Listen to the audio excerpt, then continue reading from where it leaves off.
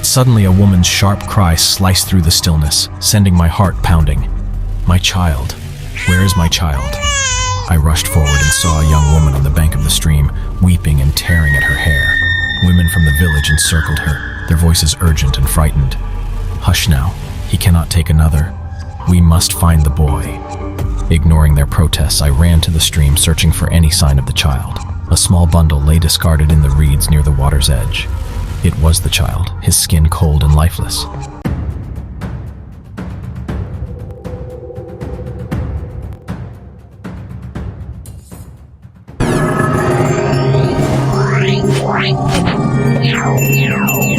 The scorching African sun beat down on me as I made my way along the dusty path leading to the ancient village. I could feel beads of sweat running down my back as I adjusted my pack, full of supplies for the long journey ahead. My name is Ndu, and I am from Nigeria. I had embarked on this quest after hearing countless tales of the bizarre happenings in this remote village tucked away in the heart of the jungle. For over 50 years, the village had been cursed. Any man who fathered a second son would perish soon after the child's birth. The women lived in constant fear, never knowing if their next child would leave them widowed. After their first child, they prayed night and day for a daughter instead of a son, desperate to avoid the cruel fate that had befallen so many before them. The villagers lived in a perpetual state of grief and suspicion. Neighbors who had once been friends now regarded each other with mistrust, wary of anyone who might break the delicate balance of the village's population. The chieftain and elders met in secret, speaking in hushed whispers about the need to find a solution, to break the evil curse before it destroyed what little life was left in the village. But so far their efforts had been in vain. I first heard the tale from an old trader who passed through my village, his eyes wide with fear as he described the strange happenings in the cursed land. My curiosity was piqued. I had always been drawn to mysteries and legends, tales of supernatural wonders and bizarre rituals, and so I decided that I must make the journey and see the village for myself, try and unravel the sinister mystery that had plagued them for so long. Perhaps I could finally put an end to whatever evil had inflicted such misfortune upon them. The path became steeper and narrower as I approached the outskirts of the village. I paused for a moment to take a swig of water from my canteen. In the distance, I could make out simple thatch roof huts clustered together in a clearing, coils of smoke rising lazily from their hearths. The jungle canopy grew thick above them, the sheltering trees' long shadows obscuring parts of the village from view.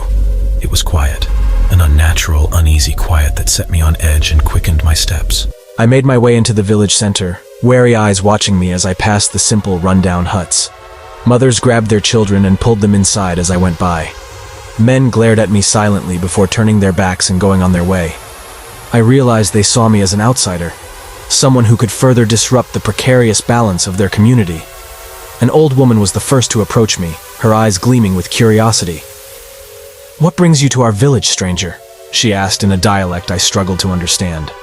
I managed to communicate that I was merely a traveler passing through, hoping to rest for a short time. She stared at me intently before nodding and pointing me toward an empty hut where I could spend the night. I tried to engage the villagers in conversation once I was settled, asking innocuous questions about their home and families.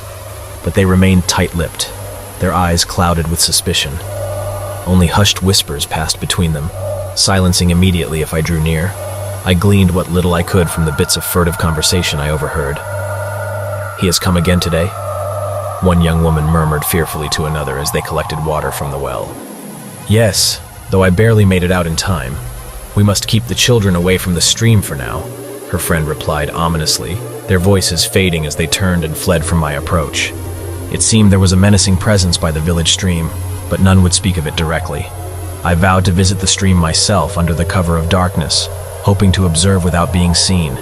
Tonight I would unravel this mystery. As the last fires died down and the village grew still, I crept from my hut into the silent jungle. The moon illuminated the narrow path leading down from the village to the stream, which I followed cautiously. Soon I began to hear the gentle rushing of water over stones. The stream was close, but suddenly a woman's sharp cry sliced through the stillness, sending my heart pounding.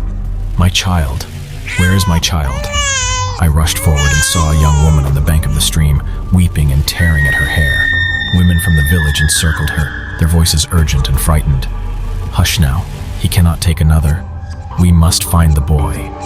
Ignoring their protests, I ran to the stream searching for any sign of the child.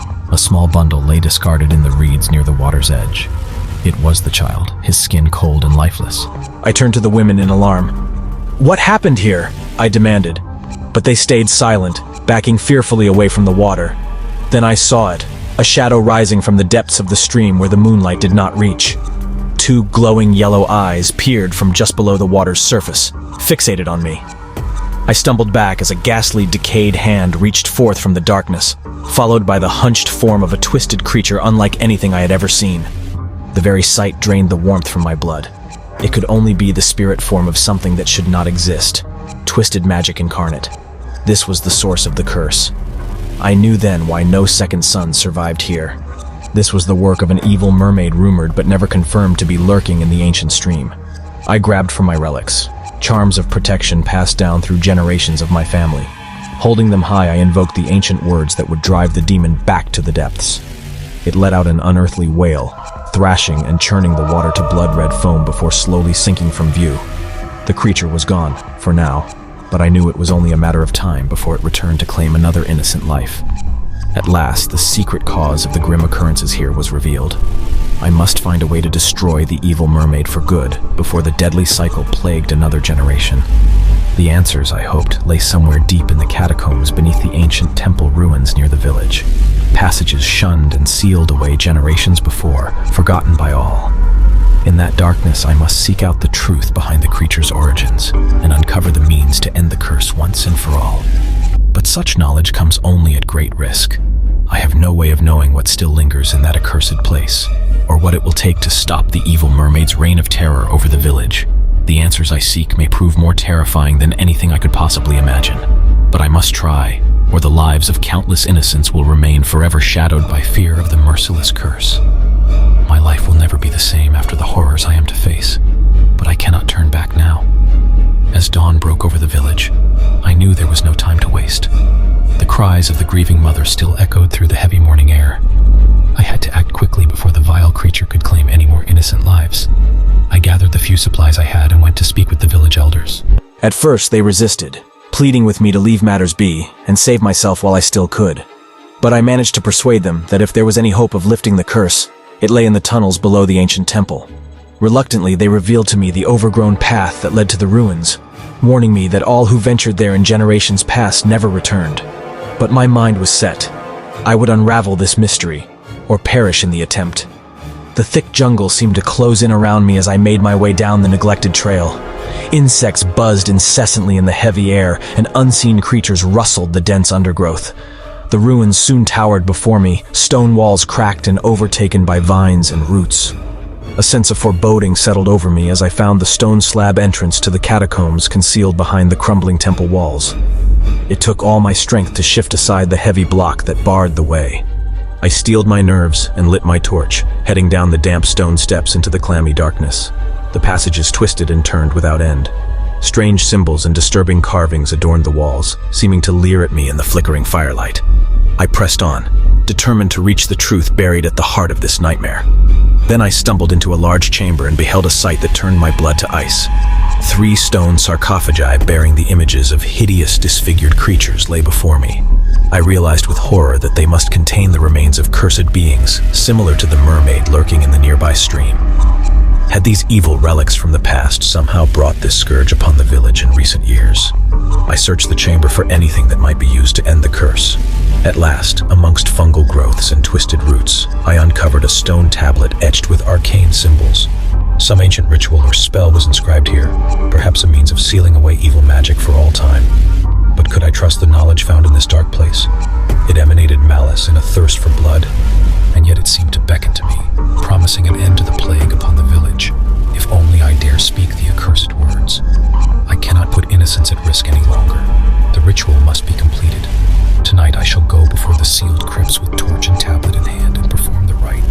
All I can do now is pray it does not prove the ruin of us all. The moon shimmered pale and full as I returned to that dreadful place. Dread rose in me with each step, but I forced it down. I had to see this through. In the chamber of sarcophagi, I lit the torches at each corner, as instructed by the tablet. Then, scarce believing what I did, I began to chant the chilling words etched upon its surface.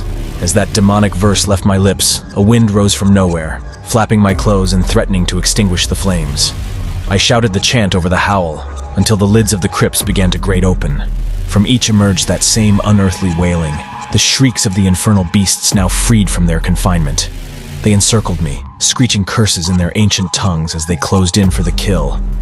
This was it then. This was how I was to die. But then came a final low chant from the tablet. I recited those words with my last ounce of courage, praying to wield a final strike against the fiends. Silence fell. The entities dissolved to smoke before my eyes. The curse was lifted. But the creature's wrathful parting gift to me was a glimpse of the great evil still lurking ahead. If I live to see tomorrow's dawn, I shall know. This is only the beginning.